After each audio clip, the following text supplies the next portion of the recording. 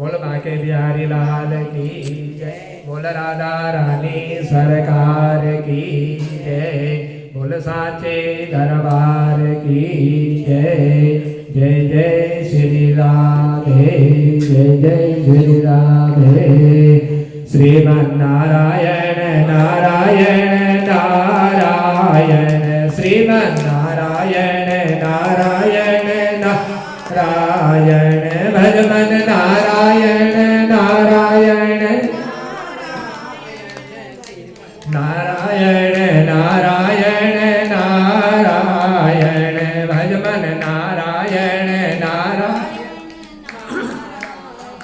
बोले नारायण भगवान की जय। बोल बाके बिहारी लाल की जय। बोल साचे दरबार की जय। भगवान से युधिष्ठिर ने प्रश्न पूछा कि हे प्रभु, कि आपने जो भी एकादशियों का वर्णन किया जिनको श्रवण करते हुए मन को बड़ा आनंद प्राप्त होता, जो मनुष्य को मोक्ष प्रदान करने वाली, सो हे प्रभु कि हे भगवान, सो कृपया कीजिए कि ये पौष मास के कृष्ण पक्ष की जो एकादशी होती है, कृपया मुझे इस एकादशी का वर्णन बतलाने की कृपा कीजिए। इस एकादशी का नाम बतला दीजिए। इस एकादशी की आप मुझे विधि भी बतला दीजिए। और हे प्रभु, आप मुझे यह भी बतलाने की कृपा कीजिए कि इस पौष मास के कृष्ण पक्ष की जो एकादशी होती है, इस एकादशी में किस देवता का पूजन करना चाहिए। यह सब आप मुझे विस्तार पूर्वक से बतलाने की कृपा कीजिए। युधिष्ठिर की ऐसी वाणी को सुन करके भगवान ने कहा कि हे राजन, कि मैं तुम्हें यह सब कुछ बतलाता हूं, तो एकाग्र चित्त होकर के इनका श्रवण कीजिए। जो बड़ी बड़ी दक्षिणा दे करके जो यज्ञ संपूर्ण किए जाते हैं, उन यज्ञों से मुझे उतना संतोष प्राप्त नहीं होता जितना कि ये एकादशी के व्रत करने से मुझे जो है संतोष प्राप्त होता है। इसीलिए एकादशी चाहे किसी महीने की हो, किसी भी पक्ष की हो, विधि विधान के अनुसार इन एकादशियों का व्रत अवश्य करना चाहिए। और यह जो पौष मास की जो एकादशी है, यह एकादशी सफला के नाम से विख्यात है। इस एकादशी का जो व्रत है वह पहले की एकादशियों की तरह से इसका भी व्रत का अनुष्ठान करना चाहिए। वैसे ही अपने धर्म में जो है तत्पर रहना चाहिए। और इस दिन बड़े विधि विधान के अनुसार भगवान नारायण की पूजा करनी चाहिए। और ये एकादशियां जो होती है मनुष्य का कल्याण करने वाली होती है। यह समस्त एकादशी मनुष्य को मोक्ष प्रदान करने वाली और मेरे ही वैकुंठ में भेजने वाली होती है। इसलिए इनका अवश्य ही व्रत करना चाहिए। सो युधिष्ठिर, जिस तरह से नागों में शेष नाग सबसे श्रेष्ठ माना जाता है और पक्षियों में गरुड़ पक्षी सबसे श्रेष्ठ है, वैसे ही देवताओं में भगवान विष्णु सबसे श्रेष्ठ है। इसीलिए संपूर्ण एकादशियों में इसका जो व्रत है वह सबसे श्रेष्ठ व्रत माना जाता है। यह एकादशियां सबसे श्रेष्ठ मानी गई है। कोई व्रत इतने श्रेष्ठ नहीं है जितने की एकादशी। इसीलिए सफला एकादशी के नाम के मंत्र का उच्चारण करते हुए श्री हरि भगवान का फलों के द्वारा इनका पूजन करना चाहिए। अनेक प्रकार के फल भगवान को अर्पण करना चाहिए और उन्हीं फलों के द्वारा भगवान श्री हरि का जो है पूजन करना चाहिए। सो हे राजन, भगवान को धूप दीप नैवेद्य यह सब कुछ अर्पण करें। और यह सफला एकादशी विशेषकर इसमें भगवान को प्रसन्न करने के लिए दीप दान करने का भी विशेष महत्व है। इसी तरह भगवान को प्रसन्न करने के लिए दीप दान भी करना चाहिए। रात्रि को जागरण करें और जो व्यक्ति एकादशी के दिन दीप दान करते हुए रात्रि जागरण करता है उसको जो उत्तम फल की प्राप्ति हो जाती है। जो हजारों वर्षों की तपस्या करते हैं लेकिन हजारों वर्षों की तपस्या करने से भी फल प्राप्त नहीं होता, वह फल उनको जो है इस एकादशी के व्रत, रात्रि जागरण और दीपदान करने से उस मनुष्य को जो है प्राप्त हो जाता है। इसलिए हे राजन, यह सफला एकादशी बहुत शुभ फल प्रदान करने वाली है। अब मैं तुम्हें इस सफला एकादशी का एक प्राचीन इतिहास बतलाता हूँ। सो युधिष्ठिर, अब आप इसका श्रवण कीजिए। एक प्राचीन समय की बात है कि एक चंपावती नाम से विख्यात एक नगर था। इस नगर का जो राजा था वह महिष्मति था, उसी की यह राजधानी थी। और यह राजा महिष्मति की 5 संतानें हुई। लेकिन इस महिष्मति का जो सबसे बड़ा पुत्र था, यह पुत्र जो है सदा ही पाप कर्म में लिप्त रहा करता था, यह पापी था, परस्त्रीगामी, वेश्याओं में आसक्त रहने वाला, ऐसे पाप कर्म किया करता था। इसने अपने पिता के रखे हुए सारे धन को जो है पाप कर्म में इसने जो है समाप्त कर दी। सारा धन इसने जो है पाप कर्म में लुटा दिया। और यह जो है हमेशा जो है दुराचार का ऐसा इसका मन था, दूसरों की बुराई करना, दूसरों की निंदा करना, यह कर्म यह किया करता था। वैष्णव और देवताओं की भी यह निंदा किया करता था। मनुष्य तो रहे दूर, यह वैष्णव लोग और देवताओं को तो नहीं छोड़ा करता था। अपने पुत्र के ऐसे पाप को देख करके इस राजा महिष्मति ने राजकुमारों के साथ जो है इसका नाम जो है लुम्बक रख दिया। अब यह जो है राजा का सबसे बड़ा पुत्र जो है लुम्बक के नाम से प्रसिद्ध हो। और उसके बाद इनके जो भाई थे, 4 भाइयों ने और उस गांव वालों ने इस लुम्बक को जो है गांव से निकाल दिया। और जब इसको गांव से निकाल दिया, अब यह लुम्बक जो है उस नगर से निकल करके यह एक वन की ओर इसने प्रस्थान किया। वहीं रह करके इस पापी ने प्रायः समूचे जो नगर था उसके समीप, उस वन के समीप, उस नगर में जा करके यह धन लूट लिया करता था। बहुत धन लूटता था, जो भी उस मार्ग से जाता उन सबको लूट लेता था। तो एक दिन जब यह उस नगर में चोरी करने के लिए गया, तो चोरी करते हुए उस नगर में जो पहरा देने वाले थे, जो सिपाही थे, उन सिपाहियों ने इस लुम्बक को चोरी करते हुए जाते समय जो है इसको देख लिया और सिपाहियों ने पकड़ लिया।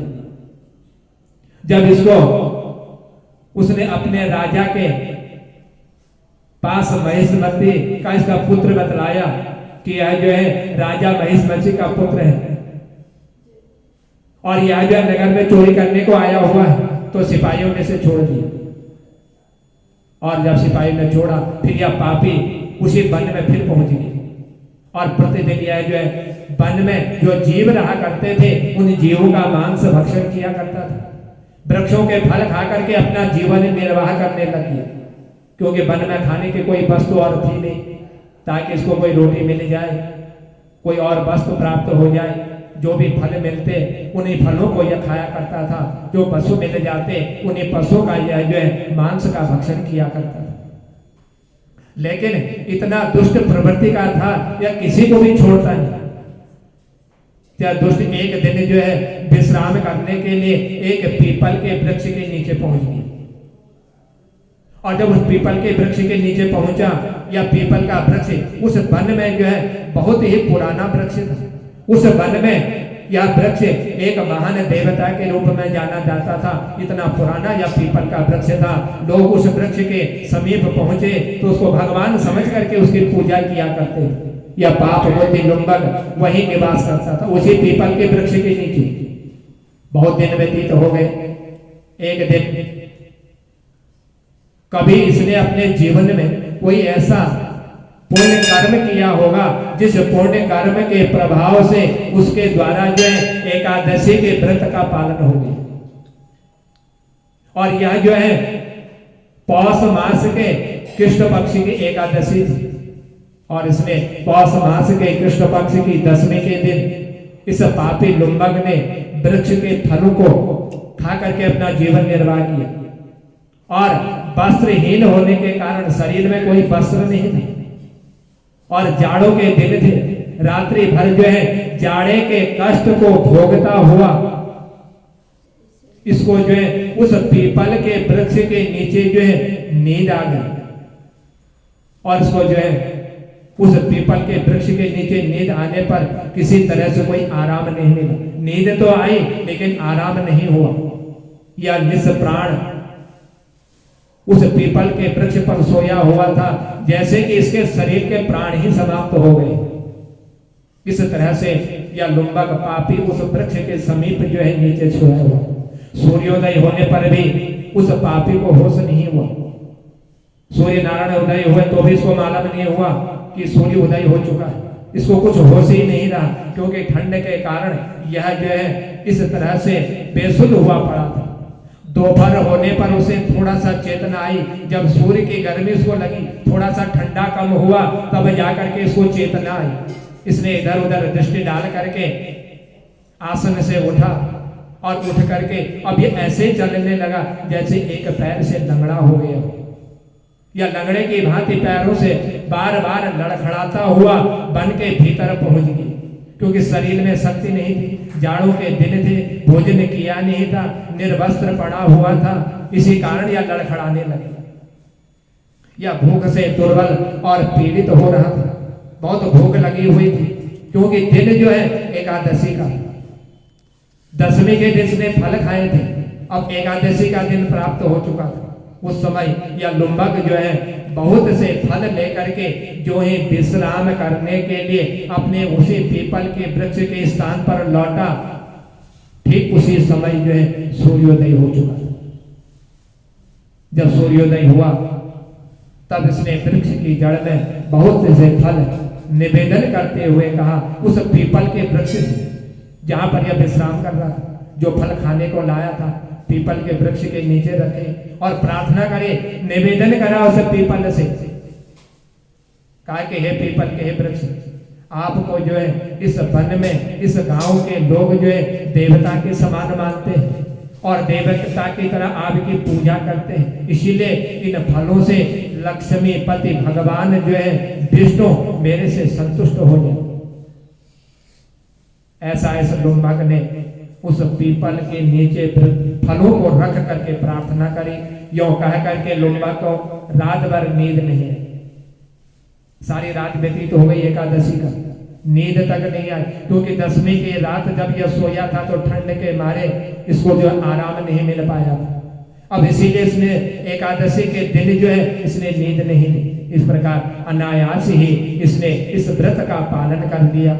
उस समय सहसा आकाशवाणी हो गई कि राजकुमार, तुमने सफला एकादशी के प्रसाद से राज्य और पुत्र जो है तुम प्राप्त करोगे, क्योंकि तुमने जो है सफला नाम के एकादशी का व्रत किया हुआ है। इस वन में इस पीपल के वृक्ष के नीचे रात्रि में रह करके तुमने जागरण किया हुआ है, क्योंकि यह सफला एकादशी मनुष्य के हर कार्य को जो है सफल करने वाली है, इसलिए इसका नाम जो है सफला एकादशी पड़ा हुआ है। अब तुम जो है राज्य और पुत्र को प्राप्त करोगे।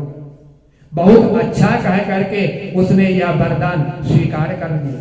और जब इस लुम्बक ने यह वरदान स्वीकार किया, इसके बाद उसका रूप जो है दिव्य हो गया। जो शरीर में वह दुबला शरीर उसका था, थकान लगी थी, वह ऐसा रूप उसका बन गया कि देवता के तुल्य समझने लगे, देवता के समान उसका शरीर हो गया। तब से उसकी उत्तम बुद्धि जो है अब भगवान के भजन में लगने लगी। भगवान ने ऐसी कृपा कर दी कि इसकी बुद्धि जो है मेरी भक्ति में लग जाए। अब यह भगवान की भक्ति करने लगी, भगवान का चिंतन करने लगी है। दिव्य आभूषणों की शोभा से संपन्न होकर के इसने जो है एक बहुत बड़ा राज्य भी जो है स्थापित कर लिया। उस राज्य का यह राजा बन गया और इसने जो है 15 वर्षों तक जो है उस राज्य में रह करके उसका जो है कार्यभार इसने संभाल लिया। तो हे राजन, उस समय भगवान श्री कृष्ण की कृपा से उसके जो है मनोज्ञ नामक एक पुत्र उत्पन्न हो गया। जब यह बड़ा हुआ तब लुम्बक ने तुरंत ही अपने उस राज्य की ममता को छोड़ करके उसको जो है अपने इस पुत्र को सौंप दिया और वह भगवान श्री कृष्ण के समीप चला गया, जहां जाकर के मनुष्य कभी भी जो है शोक में नहीं पड़ता, कभी दुख नहीं होता, कभी मनुष्य को कष्ट नहीं होता। इसलिए हे राजन, ऐसे स्थान पर अपने राज्य को छोड़ करके भगवान की भक्ति में लीन होने लग गया। इस तरह से इसने जो है इस पौष मास के कृष्ण पक्ष की सफला एकादशी का जो है इसने व्रत और अनुष्ठान और रात्रि जागरण कर दिया। और इसी सफला एकादशी के प्रभाव के कारण या इस लोक में सुख भोग करके मरने के पश्चात इसने जो है मोक्ष को प्राप्त कर लिया। इसलिए हे राजन, संसार में वे मनुष्य बड़े धन्य हैं जो सफला एकादशी के व्रत में लगे हुए हैं और जो 12 महीनों के एकादशियों का जो व्रत करते हैं, उन मनुष्यों का जन्म जो है सफल हो जाता है। इसलिए हे महाराज, ये जितनी भी एकादशियां हैं, इन एकादशियों का यदि कोई इनके कथा का श्रवण कर ले या इनके कोई महिमा का श्रवण कर ले, तो उसके अनुसार यदि वह उसका आचरण कर लेता है, उस कथा श्रवण करने का उसी के अनुसार वह चलने लग जाता है, तो उस मनुष्य को जो है राज सूर्य यज्ञ जो होता है, उस यज्ञ का फल जो है प्राप्त हो जाता है। उसको किसी भी वस्तु को फिर करने की आवश्यकता नहीं है, क्योंकि भगवान का भक्त बन जाता है और भगवान का भक्त बन करके इस संसार में इस शरीर को त्याग करके या भगवान का सुंदर वैकुंठ धाम प्राप्त करने का जो है मार्ग सुलभ कर लेता है। इसलिए हे राजन, यह मैंने आपको जो है इस राजा के सबसे बड़े पुत्र लुम्बक के इस सफला एकादशी के व्रत का अनुष्ठान का मैंने आपको श्रवण कराया। इसलिए हे भीष्म, हे दुर्योधन, जो मनुष्य इस एकादशी का उत्तम व्रत कर लेता है, उसको भी जो है इसी लुम्बक की तरह जो है राज्य की प्राप्ति हो जाती है और अंत में इस शरीर को त्याग करके वह भगवान के परम पद को जो है प्राप्त करने का साधन जो है सुलभ कर देता है। बोल बाके बिहारी लाल की, बोल राधा रानी सरकार की जय।